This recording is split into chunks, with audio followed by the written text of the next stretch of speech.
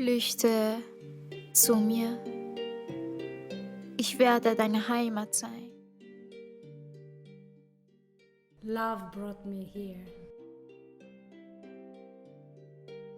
The most difficult part is always leaving the people you love behind. Migration is really, really, really stressful and paperwork and all, but sometimes to see how far you've come, you just don't settle for less. So you just get strength from moving on and moving forward and grabbing the opportunity, every opportunity that you get. And I guess that's where I find the strength. And also, Austria has given me so many opportunities that I couldn't get at home. So I'm so grateful to be here, and I find my strength in that, in the fact that I just get an opportunity to give back to my community back home. I've learned so much from migrating from my country and trying to fit in a society where you feel like you don't belong, but still it's changed me in a way that I see the world. Now I see the world in a different perspective. But still, at the same time, I'm grateful that I got to meet so many people from different backgrounds. Because in Kenya, when I was in my village, every white person, when they come to our village, they are just from America. We don't know. We always say that they are from America. But now being here, I know also that they are from different parts of the world, and they have their own different cultures, their own different backgrounds. So migration has changed me the way I see the world.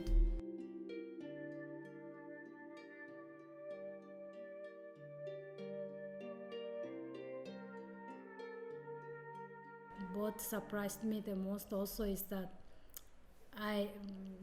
in parts like where I come from, we think that people are so advanced here and so civilized, but still there are some situations that you wonder, oh, am I really in the in the right place, or am I still in my village? Yeah, but there are just things that surprises me, both negative and positive. Also, what surprises me is that I can blend in. It doesn't matter how far I come from, how different my culture is. That I just blended in, and I feel like I belong here. Even if sometimes people give me a reason that I don't belong, but I really feel like I fit in and I like it. I'm a mother of 3.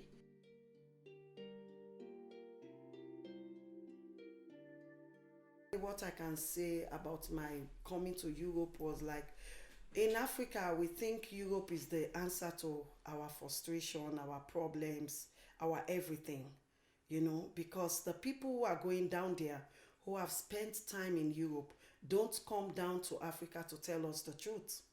So, and we, out of envy, out of jealousy, we want a better life also. When we see them with what they say, when you go to Europe, you can pay this amount, when you come here, you have a better life. My sister, if you are in my shoes, you will sell everything that you have, thinking you are coming to, to make it in the space of 6 months.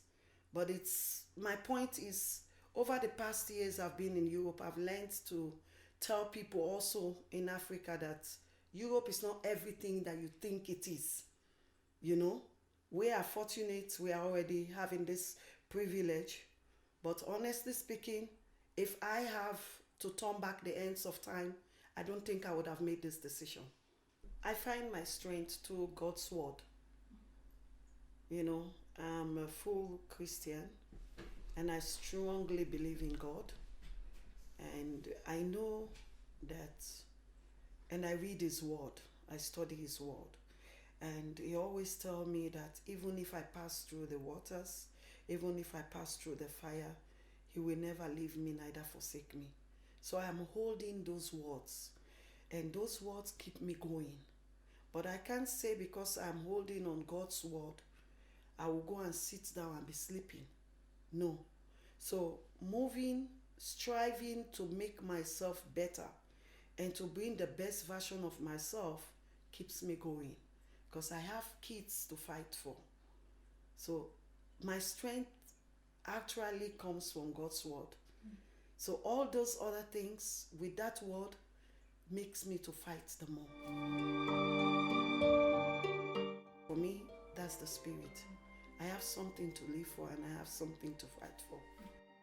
I'm still struggling to wait for decisions that frustrate. You know, when you play with the politics here is making, it's like I'm seeing it that they just play with people's life, you know, because this delay is not, you are not making me to be frustrated. You're not only frustrating me, you're wasting my life, you know. And not that they don't know, they know exactly what they are doing, but no one cares. Everybody love to be accepted, and a rejection makes people feel unwelcomed.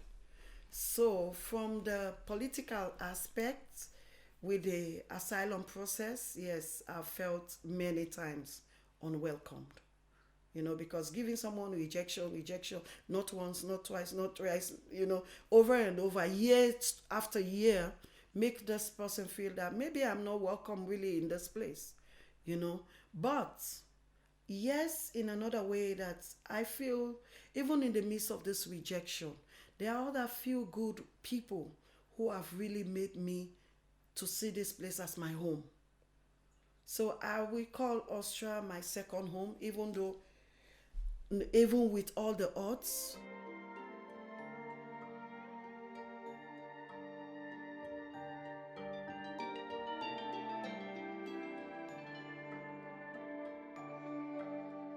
Most people do want peace and harmony, you know, and I think that will come when more and more females are in leadership roles. If people had empathy and understanding and could understand what it's like to be in somebody else's shoes, I think that's a really good start to make things better. I think, you know, acceptance and open-mindedness.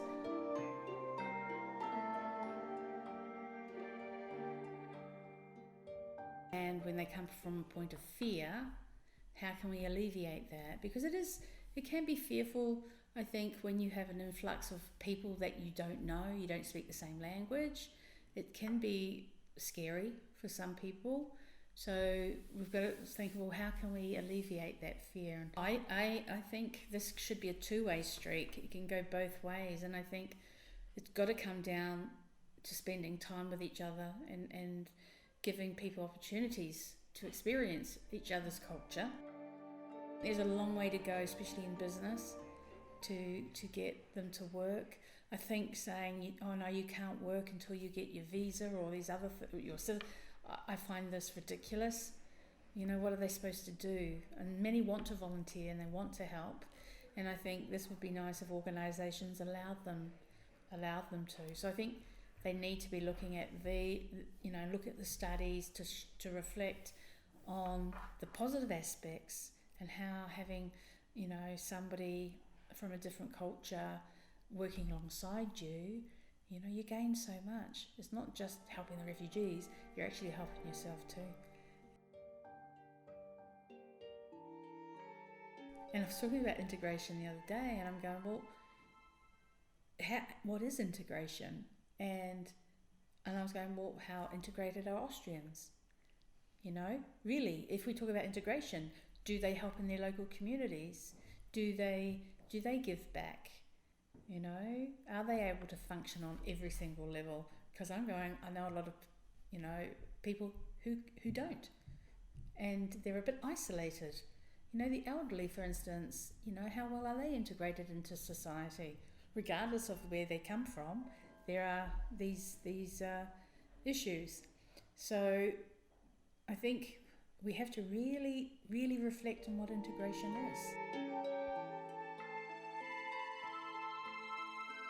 99% of the world are great, you know, and you just have a few people in the world who do cause trouble, but it's not attached to a particular culture or a race. It's just to a certain type of person. I have great hopes and great expectations, nevertheless, that someday, somehow, they will consider me and allow me to stay and work so that I can be this independent lady that I have cried for years. It's a good hope. Klebe deine Liebe wie eine Flagge an meine Stirn und zeige ihr alles. Flüchte zu mir. Ich umarme dich. Wir weinen zusammen für deine Heimat.